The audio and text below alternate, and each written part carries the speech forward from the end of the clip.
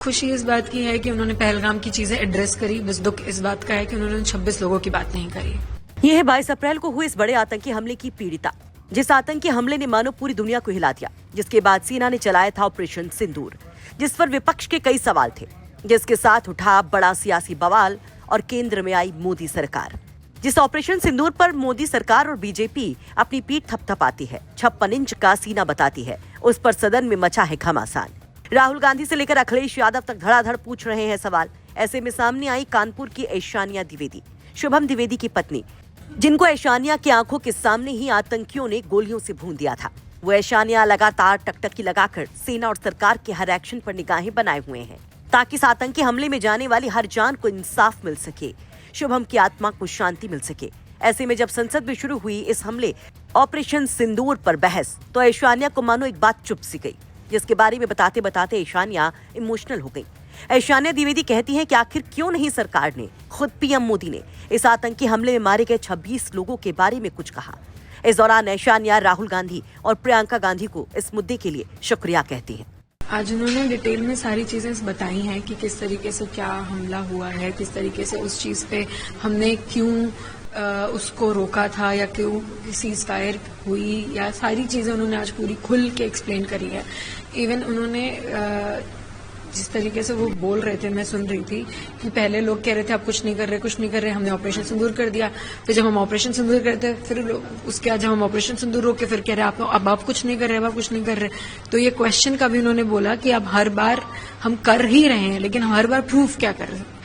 And इसमें जो target वो हो रहे थे बाकी लोगों से, आर्म फोर्सेस जो टारगेट हो रही थी, उनका भी उन्होंने बहुत ज्यादा धन्यवाद दिया है। आर्म फोर्सेस को भी हर चीज में बोला है कि आपकी वजह से ये चीजें हुई हैं। बस मुझे एक बहुत बड़ा दुख है मेरा कि उन्होंने उन 26 लोगों के लिए कुछ नहीं बोला।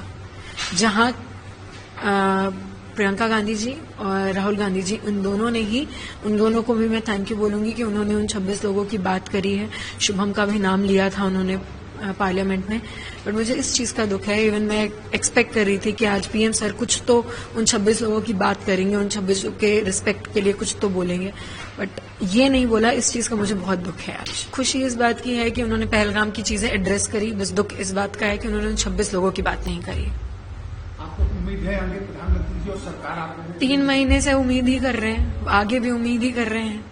देखते हैं वो नहीं क्या करना है क्या नहीं करना है उन 26 लोगों के लिए, उस चीज की हम वेट ही कर रहे हैं। तो ऐशानिया कहती है कि उन्हें सरकार के हर कदम पर खुशी है, भरोसा है।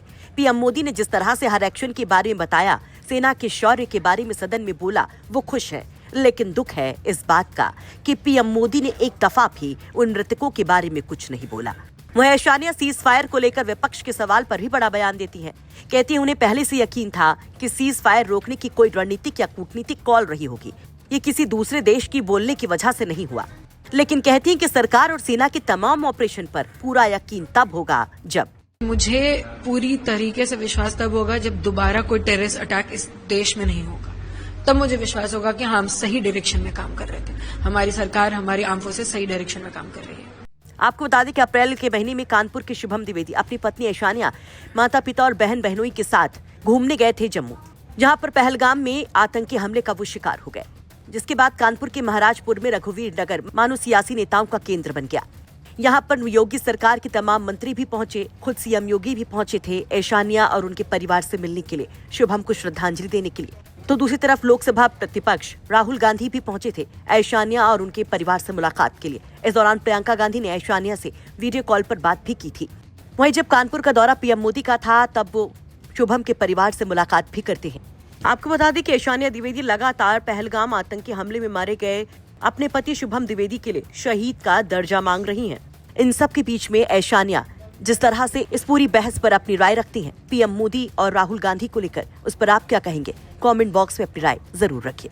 ब्यूरो रिपोर्ट, यूपी तक।